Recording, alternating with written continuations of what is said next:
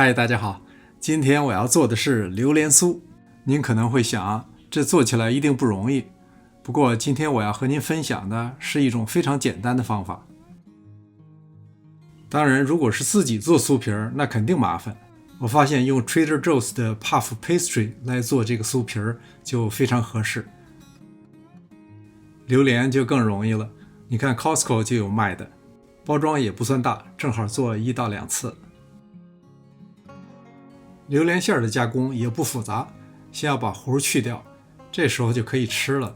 不过作为榴莲馅来说，还是要再加工精细一些。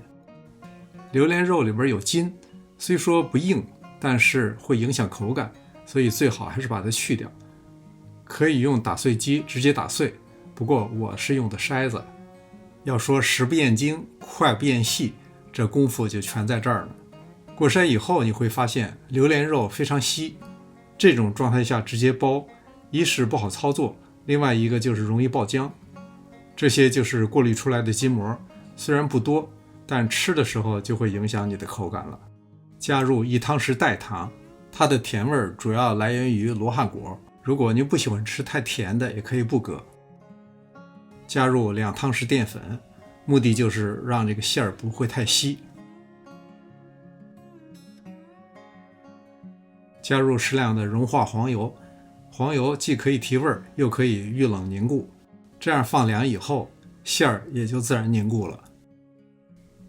然后密封起来，放到冰箱里冷藏20-30分钟。接下来咱们打开酥皮看看，如果是自己和面做酥皮，那这一步就是最费事儿的，现在就省事多了。有了这现成的酥皮，接下来那就跟玩一样。打开以后不太平整，可以用擀面杖轻轻擀平，但是别太用力，别把形状都改变了。我用尺子量了一下，发现并不是十分规整的正方形，但是也先把它均分成9等份。你看这是明显的长方形，这样对角折叠就特别别扭，没关系，用擀面杖把它擀成正方形。包馅之前最好在边上刷上蛋液，我也试过不刷蛋液，可是在一发起来以后就容易开裂。榴莲馅经过冷却还是很软，不过这有一个好处，就是在烤的时候不容易爆浆。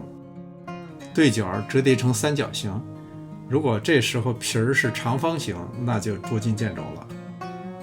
这种酥皮预热以后膨胀的特别大，用叉子压一下，既美观又能够起到密封的作用。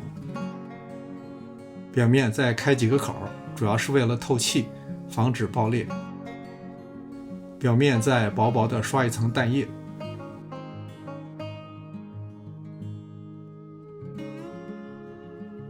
再撒上少许黑芝麻装饰一下。烤箱提前预热，华氏400度，烤15到16分钟。